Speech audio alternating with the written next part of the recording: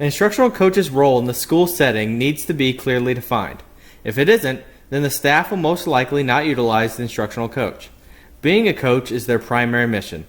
Educators need to understand that it is not the role of the instructional coach to evaluate teachers in any way. The instructional coach needs to be in classrooms, communicating with staff, affirming effort, and reinforcing strategies for success. Here is an example. Hi, my name is Jennifer Castle. I'm the new instructional coach here. I think it's important for teachers to understand my role before working with anyone. Hi, I'm Mrs. Van Leer, and I'm a second grade teacher here.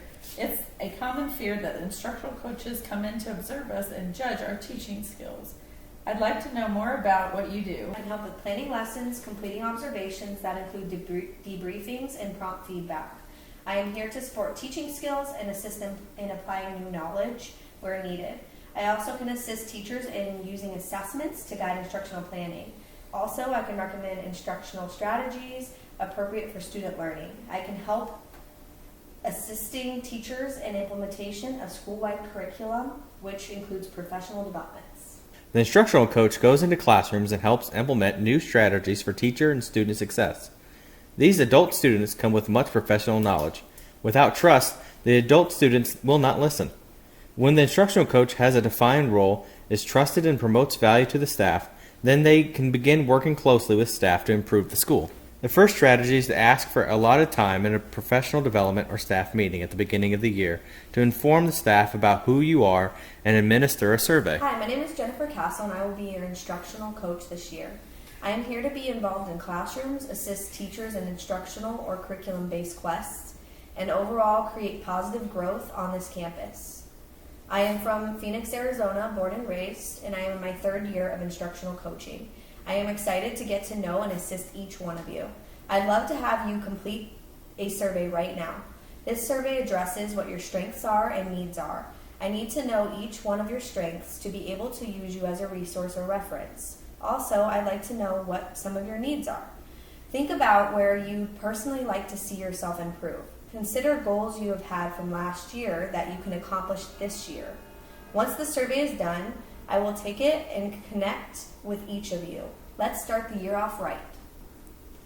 As you can see, the instructional coach remains positive and introduces herself for the good of all. Teachers are invited to share their valuable professional knowledge. This activity could take place in a one-on-one setting, like an interview.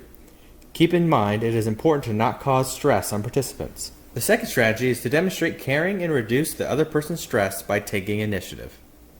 Hi, Mrs. Van Leer. It seems as if you've been having a lot going on lately with assessing your students this week. You have DIBELS and DRA?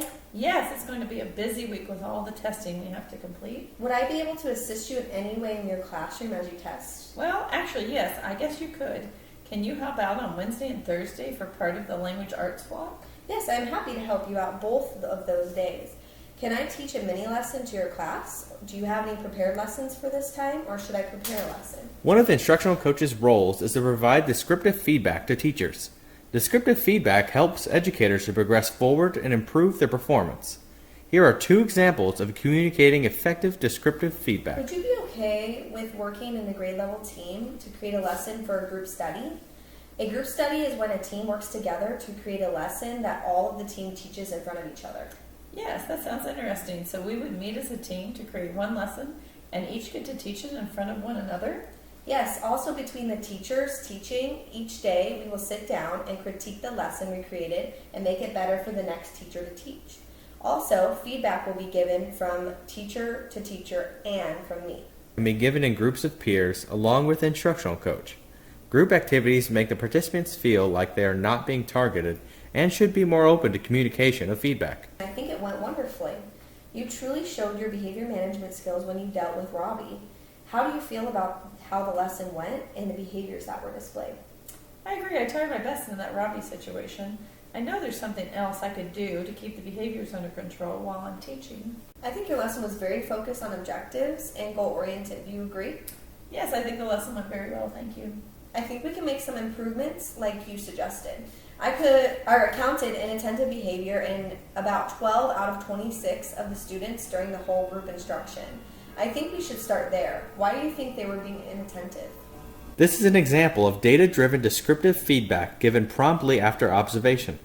The teacher is encouraged to think positively before addressing the issues of the observation.